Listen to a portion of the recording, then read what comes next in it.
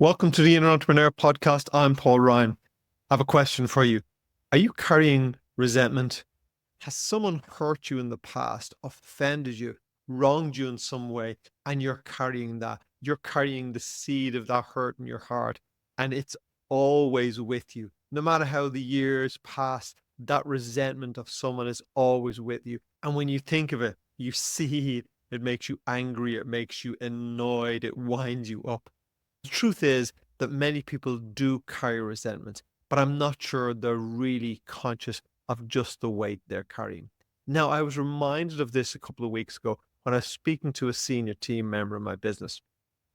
And she told me that a member of our staff who left maybe 2 decades ago still seemed to be harboring some resentment towards the business and towards me. And she was surprised at this. And she said he will go out of his way, or at least he will try to ensure that we do not get business that he's chasing if he's competing against us. The last thing he wants is for us to win the business. And she asked me about it. Well, I told her a story that I'd heard when I was in India many years ago. And the story is of two monks walking by a riverbank, an older monk and a young novice monk. And they're rambling down by the riverbank one day, and they come across this beautiful young woman. And she's standing at the riverbank, and she is distraught. So the older monk walks over to her and asks her what's wrong, if he can help her in any way. And through her tears, she explained that she had crossed the river earlier in the day, and now she wanted to return to her family. But over the hours since she'd crossed it, the currents had become very strong and dangerous, and she couldn't swim, so she was afraid to walk back across the river. Well, the monk offered her help, which she gladly accepted, and he picked her up in his arms, and he carried her across the river and placed her down on the other side. And she was so grateful, so thankful, and went on about her day. Well, the older monk rejoined the young novice, and they continued on their walk. But for the next couple of hours, the young monk didn't say a word. It was clear he was seething, he was fuming. There was something really troubling him.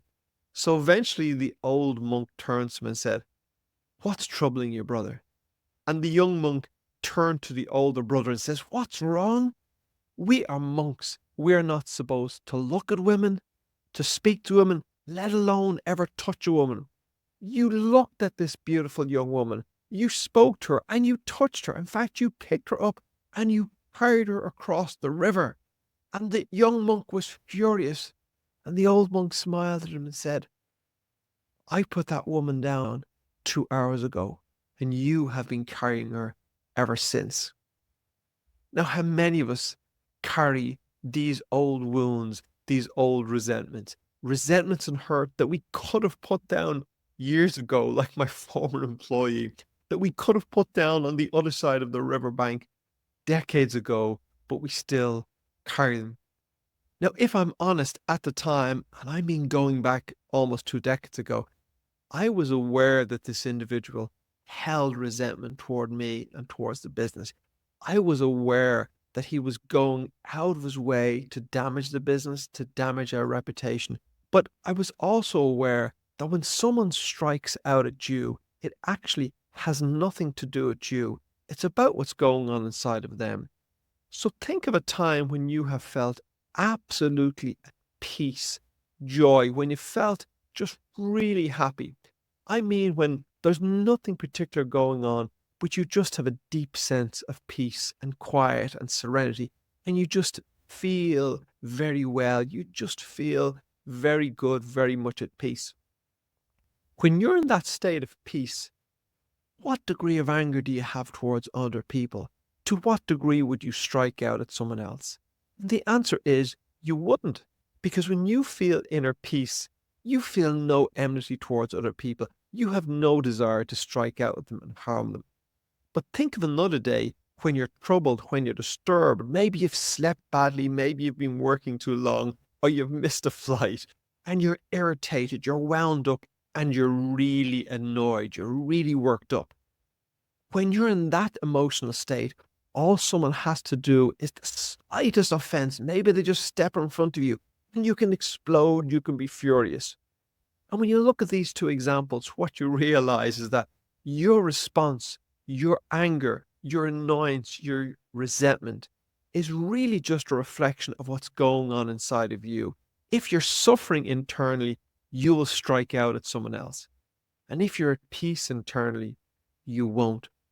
So I recognize that when this individual was striking out at me and striking out the business, what I recognized is they were suffering internally.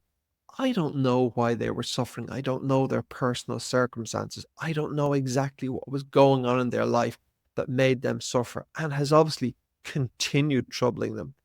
But I did recognize that he was suffering and therefore he was striking out. I wasn't suffering.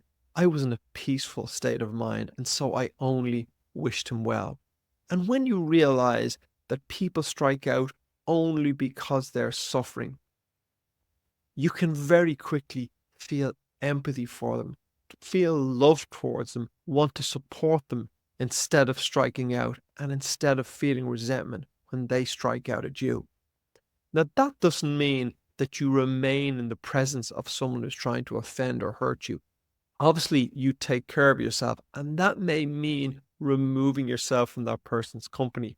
But once you've removed yourself from that person's company, you do not need to carry them with you. So you might be thinking, well, if someone is in a marketplace and they're speaking ill of your company and they're speaking ill of you, wouldn't you want to do something to prevent that? Wouldn't you want to take some action against them? Well, here's how I look at that. Imagine you have a garden and you've planted beautiful roses in your garden, and everyone in the neighborhood knows you have the most beautiful garden and you love it and you take care of it extremely well. Now, you have a neighbor who doesn't look after their garden quite so well. So when people walk down the street, they admire your garden, and your neighbor's garden doesn't look so good in comparison to yours. And because of this, your neighbor has become a little bit resentful, a little bit annoyed, hurting a little bit because they want their garden to be nice. Now, maybe they're not willing to put the work in, but they want their garden to be nice. And maybe they've spoken ill of you. Maybe they've said some nasty things. And now you've been hurt by them. So now you have a choice. Are you going to carry resentment towards them, or are you going to forgive them? So in this analogy of the garden, I want you to think that there has been a drought. So it's the height of summer, and the local council, the local government have said to you, you cannot water your garden. There's a ban on hose pipes. Now, that happens in Ireland sometimes, not that often because we get a lot of rain, but it does happen where you're told you cannot use a hose pipe, you cannot water your garden. But sometimes you're given a very small window of time in which you can water plants or whatever. So imagine you have your beautiful rose garden and you've been told that you can now only water that once a day. 9 p.m. you can water your garden for 10 minutes and that is your limit. When 9 p.m. comes, what are you going to do? Are you going to go into your back garden and you're going to start watering your roses? Or are you going to look over your neighbor's wall in spite, see he has some weeds and go, guess what? I'll water his weeds. Because if I water his weeds, weeds will grow in his garden and he will be very unhappy and I will have taken my revenge. You have two choices. Are you going to take care of your garden, grow beautiful roses in your garden so it looks beautiful? Or will you instead choose to water the weeds in his garden? Now that sounds foolish when it's presented that way, because logic says, why would I pay any attention to his garden? I only have 10 minutes of watering. I've limited use of the hose pipe. I'm going to take care of the roses in my garden. Why would you do anything else? And yet, we all know people who do that exact thing, who focus on revenge, who focus on resentment instead of focusing on their own life. So when I was in that situation all those years ago, I had two priorities, two things that got my attention. One is make a great life for me. Second, and part of that was protect my business and build a great business. So over the past 2 decades, I have exclusively focused on making a great life and building a great business. And I've been very successful in doing both. I've enjoyed doing both of those things. So why would I give any attention to watering weeds in my neighbor's garden? Why would I give any attention to resentment, to worrying about what anyone else is doing? So we have people on our team who have worked for us for decades and love working for us because they think we're a great company to work for and they must think I'm a decent individual to work for. We have clients who have done business with us for many decades because we're a great company to do business with. And we have partners, suppliers, key people in the business who have also partnered with us for decades. Why have they done that? Because we're a great company to partner with. So when you have loyal staff, loyal customers, and loyal partners, and you nurture those relationships over decades, they are the roses we are watering. That's where my attention is. Somebody can do what they want in the market. They can badmouth us, they can say anything they want, but they're talking to people who are loyal to us, who know the truth. They recognize the lies. So I had no reason to pay any attention to what was going on. I only focused on growing my business. And in our life, it's the same. Do you want to focus on creating a great life for you? Or do you want to take some of that energy and focus it on resentment or harming someone else? Often in this podcast, I say, where focus goes, energy flows. Where you put your focus is where your energy is flowing, and your energy is what creates your life. So always I choose to put my focus on creating the life I want, to put my energy on creating the life I want. And guess what? I have created the life I want, and I give zero time to focusing on life I don't want, and I give zero time to worrying about what other people are doing. And I certainly give zero time to resenting other people, even if they seem to have harmed me, because I know they have just come from their own internal place of suffering. So the conclusion is obvious. Focus on your own life. And if you're carrying resentment towards other people, maybe it's time to drop it. One more story from my time in India. I stayed in a beautiful retreat center on the ocean, and the accommodation was about 5 minute walk inland. So every morning we left our accommodation about 6 a.m. to do yoga on the Buddha deck over the ocean. It was magnificent. And then we'd spend the day in the retreat center, and in the evenings we'd walk back to our accommodation. So when everyone arrived, they were given a small canvas bag with a torch and a container for water. The container for water was to ensure that we only drank clean water that was in the taps provided. But the torch took me a while to figure out what the torch was for. The torch was for our evening walk home in the dark, and the torch was to light up the path, not so we could see the path because we could see the path clearly. It was to scare away the snakes. Now, I live in Ireland, we have no snakes, so I was not keen on finding snakes in my path. I never did, thankfully. But they had a saying about snakes and resentment. They would say, when a snake bites you, it hurts, but it doesn't kill you. The snake bite won't kill you. What kills you is the venom seeping up through your blood and reaching your heart and killing you and poisoning you. It's not the bite. The bite may hurt, the bite may be sore, the bite may be sting, but it's not what kills you. It's the venom that kills you. So when someone offends you, it may hurt, it may sting. That's the bite, but that's not what kills you. That's not what ruins your life. What ruins your life is the venom of your resentment if you carry it and if you hold on to it. So the simple answer is you just have to drop it. I hope I've made that point clearly to you. There is no value in resentment. Focus on your own life, not on what someone else is doing. I know that's not quite as easy as it sounds, so let's look at a few how-tos. The first thing in changing any habit is just to be aware that you're doing it.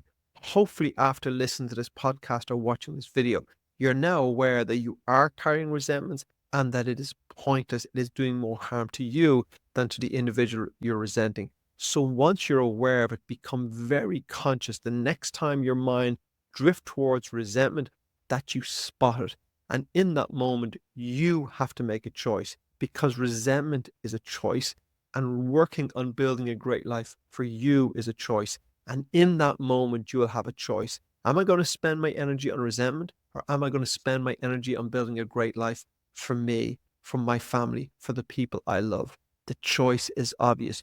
You must put your focus in creating a great life for you. But it will be hard because your mind, your brain is used to going towards resentment. So initially, you will have to drag your attention towards the things you want in your life. So be very clear, have a vision about the life you want to create and drag your attention towards that. The first time you do that, it will feel like you're dragging something heavy because you're changing a pattern. But if you do it over and over again, eventually you will train your mind to focus on creating the life you want that's important to you. And over time, your mind will just stop going to resentment because you will have retrained it, and you will over time forget about resentment, forget about the people who may have offended you. Just like I have rarely thought of this former employee over 20 years, but I have obviously weighed heavily on his mind and attention. So you make the choice. You make the choice to stop giving your attention and time to resentment and to give all that energy to creating the life you want to live. If you're finding that challenging, if you feel like you're stuck, do some journaling. Sit down with a piece of paper and vent. Get everything out in that journal. Write down everything that's troubling you, that's annoying you. Get splurge, vent, get it all out. Get everything out onto a sheet of paper. And when you've drained yourself, when you're exhausted from expressing that emotional energy and from writing it all down, just get everything out. When you have everything out, rip that piece of paper up or burn it and consciously acknowledge that you're moving away from those feelings. Maybe that's something you will have to do a number of times to really clear those emotions out, but it will be of great help to just de-stressing it and clearing out all those old emotions. If you need further help, go and speak to someone, maybe a coach or a therapist, because it can be really good to speak to someone about these things. So there's work in this, but it's something that can be done. And it really comes down to being aware of it and to making a choice of where you put your attention and then taking the actions to repeatedly and continuously bringing your attention and understanding that your life is better when you focus on what works for you and you let go and forgive those who you perceive may have harmed you in the past. So put it down and move on. That's the final word on it. I'm Paul Ryan. This is the Inner Entrepreneur Podcast. Thank you so much for listening. I hope you enjoyed the show. Please like, subscribe, share it with your friends, and hit notifications so you never miss an episode. Until next time, thank you and take care.